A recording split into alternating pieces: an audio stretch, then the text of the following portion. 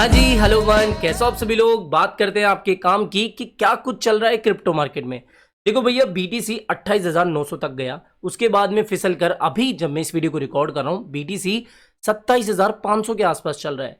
Market से कुछ ऐसी मेजर अपडेट्स आई है, कुछ ऐसे मेजर अपग्रेड्स हुए हैं जो कि इस वीडियो में मैं आपके साथ शेयर करने वाला हूं। तो अगर आपको थोड़ा सा भी ऐसा लगे ना इस वीडियो को देखने के बाद में कि हाँ, मार्केट के थोड़े बहुत हाल चाल पता लग गए, क्या कुछ चल रहा है, कुछ इन्फॉर्मेशन मिली, तो भैया प्लीज वीडियो को लाइक कर देना। आप में से काफी मेरे छोटे बड़े भाई ऐसे हैं जो कि टेलीग्राम को अब तक ज्वाइन नहीं करके रखे हैं, तो टेलीग्राम को भी ज्वाइन कर लेना। मार्केट की सारी इंपॉर्टेंट अपडेट्स, इंपॉर्टेंट डेटा सबसे पहले यहीं पर मैं शेयर करता हूं। तो पहले थोड़ा सा बात कर लेते हैं बीटीसी के हाल चाल के बारे में।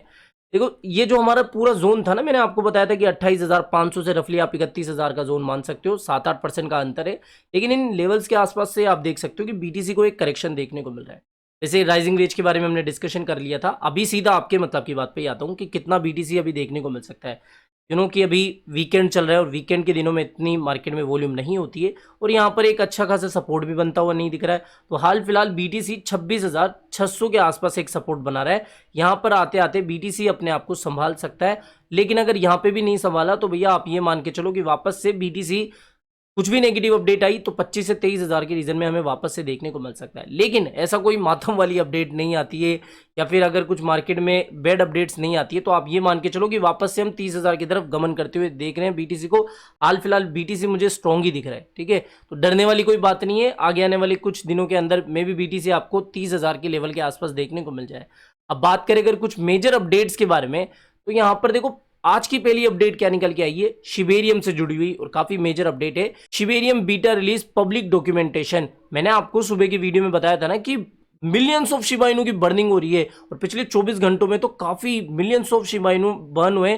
क्यों है? क्योंकि एक अपडेट मार्केट से निकल के आई कि शिबेरियम का जो पब्लिक डॉक्यूमेंट है ना, वो आ गया है कि एक्चुअली में शिबेरियम होगी क्या, शिबेरियम का किस तरीके से यूज होगा, शिबेरियम वाज फर्स्ट प्रपोज बाय रायोशी एक्सेट्रा एक्सेट्रा। तो डिटेल्स आपको इसमें देखने को मिल जाएंगी। चीजें ओवरव्यू पे आप क्लिक करोगे तो आपको बहुत सारी चीजें देखने को मिलेगी, टेक बैकग्राउंड से भी इसके बेनिफिट्स क्या होंगे, सिक्योरिटी, ट्रांसपेरेंसी वगैरह वगैरह। तो इसको अगर आप डिटेल से पढ़ना चाहते हो तो आप इनके ऑफिशियल वेबसाइट पे जाके शिबेरियम का ये जो पब्लिक डॉक्यूमेंट अभी आया है इसको रीड कर सकते हो। मुझे ऐसा कोई खास इसमें लगा नहीं, लेकिन हाँ, ये शिबेरियम की थोड़ी हाइप बनाए रखने के लिए या फिर कहीं ना कहीं लोगों को मोटिवेट करने के लिए इस तरीके से कुछ ना कुछ अपडेट्स दे रहे हैं।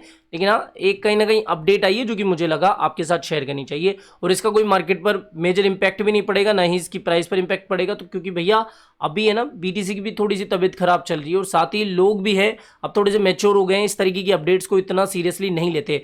जब तक ये कोई सीरियस अनाउंसमेंट नहीं करेंगे ना, डेट अनाउंस नहीं करेंगे, क्योंकि काफी लोग इन अपडेट्स को थोड़ा इग्नोर ही कर देते हैं। तो शिबेरियम से जुड़ी हुई तो ये अपडेट है कि पब्लिक डॉक्यूमेंटेशन इनका आया है। अगली अपडेट की बात करें तो ये डॉजकॉइन से जुड़ी हुई है। काफी लोग ये सोचते हैं कि भैया डोजकॉइन में कोई डेवलपमेंट होती ही नहीं है, ठीक है। तो अभी रिसेंटली डोजकॉइन फाउंडेशन ने एक अनाउंसमेंट करा है कि Dogecoin developers tool update adds QR codes. QR code में क्या होगा, जैसे अपन वॉलेट में जाते हैं, क्यूआर कोड स्कैन करके विड्रॉल या डिपॉजिट कराते हैं, तो उसी तरीके से अब क्या होगा कि इसमें क्यूआर कोड का ऑप्शन भी देखने को मिल जाएगा डोजकॉइन वॉलेट के अंदर।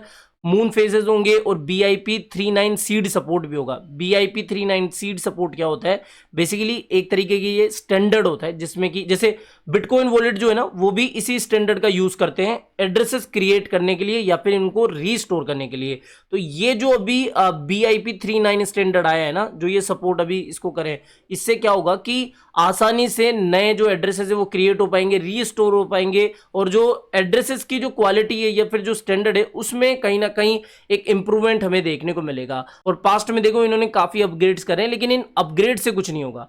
इनको कुछ ना कुछ या तो सप्लाई के ऊपर काम करना पड़ेगा या फिर कुछ ना कुछ यूज केस के ऊपर काम करने पड़ेगा, तभी लोग जो हैं इसको इतना सीरियसली लेंगे। लेकिन हाँ, इलॉन मस्क के ट्वीट्स आप सभी को पता है कि इसको कुछ ना कुछ पंप दे ही देते हैं, और जैसे ही बुल रन स्टार्ट होगा इलॉन मस्क के ट्वीट भी वापस से आपको देखने को मिल जाएंगे। और ऐसा नहीं है कि अभी भी इनके बिल्कुल ही फ्लॉप है। रिसेंटली इनका एक छोटा सा ट्वीट आया था जिसकी वजह से इसमें हमें 4-5% की रिकवरी देखने को मिली, लेकिन उससे हमारा बेड़ा पार नहीं होने वाला है। इसको चाहिए भैया दबा के वॉल्यूम और कुछ ना कुछ हाइप। तो ये एक मेजर अपग्रेड थी जो कि मुझे लगा आपके साथ शेयर करनी चाहिए। अगली अपडेट की बात करें तो ये वैसे मैंने सुबह आपको चैनल पे बताई दी थी, सेकंड चैनल पे, कि भैया टीथर जो है अभी काफी प्रॉफिट में चल रहा है। 1.6 बिलियन इन एक्सेस रिजर्व भी इन्होंने बताया है।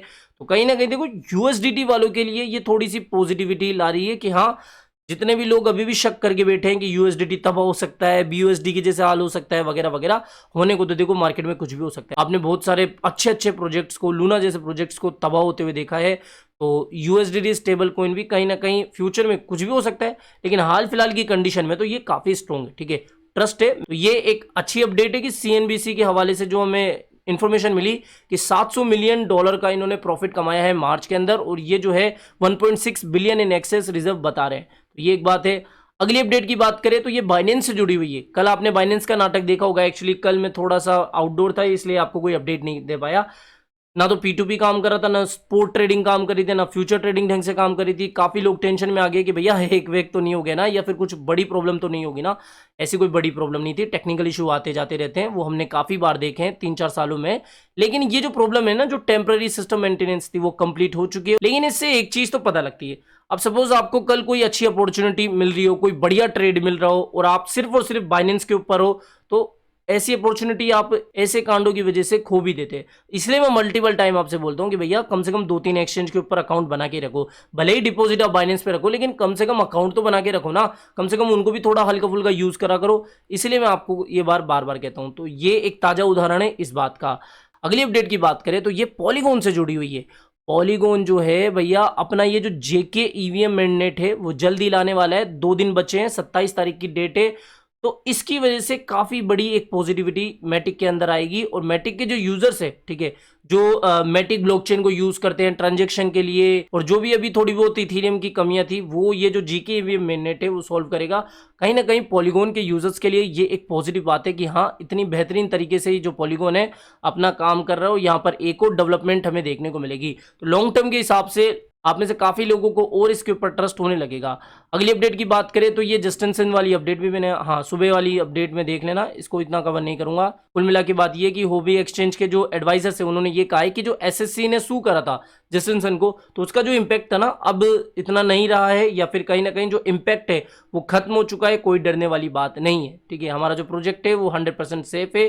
जो यूजर्स है उनको किसी भी तरीके से कोई हेडेक नहीं पालनी है। तो ये एक अपडेट थी जो कि मैंने आपको सुबह ही दे दी। तो इतनी अपडेट थी। और हाँ, ये देखो 2 अपडेट से आपको कम से कम ये तो मैं खुद भी हॉबी यूज करता था, ठीक है, लेकिन आपने देखा होगा इसमें एक तो इतने यूआई चेंज होते रहते हैं, इसके अलावा कभी फीस जो है ऊपर नीचे हो जाती है, इसके अलावा आपने फंड्स वगैरह भी देखे होंगे हुआ भी एक्सचेंज से जुड़े हुए। तो इसकी वजह से मैं शिफ्ट होके अभी आ गया हूँ बाईबिट पर, ठीक है। ऑनेस्टली बोल रहा हूँ, मैं बाईबिट अभी यूज करने लगा हूँ। 3-4 रीजन इसके मैं आपको रफली बता देता हूँ। एक तो फीस बहुत कम है। दूसरी चीज यूआई बहुत ईजी टू यूज मुझे इसकी यूआई लगी। बहुत सारे ऑफर वगैरह भी आते रहते हैं। और एक सबसे बड़ी बात, केवाईसी की कोई दिक्कत ही नहीं है इसमें। बिना केवाईसी के भी आप यहाँ पर ट्रेड करो, डिपॉजिट करो, कोई टेंशन की जरूरत नहीं है। एनोनिमसली यहाँ पर आप ट्रेड कर सकते हो बाईबिट पर। तो जो भी लोग अभी बाईबिट को यूज करना चाहते हैं, मैंने अपना जो रेफरल लिंक है वो डाल दिया डिस्क्रिप्शन बॉक्स में। तो आपकी इच्छा है तो जाके भाई के लिंक से ज्वाइन कर लेना। थोड़ा सा फीस में मेरे को भी सहूलियत मिल जाएगी। लेकिन हाँ, टू बी ऑनेस्टली बोल रहा हूँ मैं, बाईबिट काफ़ी अच्छा एक्सचेंज मुझे लगा। यूज़ करने लायक है, डेली ट्रेड के हिसाब से भी है। एक बार आप खुद भी 2-4-5 ट्रेड करोगे ना, तो आपको पता लग जाएगा कि भैया किसमें कितना दम है। तो बस इतनी ही थी मार्केट की अपडेट्स। आई होप ये अपडेट्स आपको पसंद आई होगी। तो वीडियो पसंद आया हो तो डेफिनेटली वीडियो को लाइक करना है। चैनल आप ही के काम का तो चैनल को भी सब्सक्राइब करके रख लेना है। मिलते हैं जल्दी नई अपडेट के साथ। टिल देन, जय हिंद, जय भारत।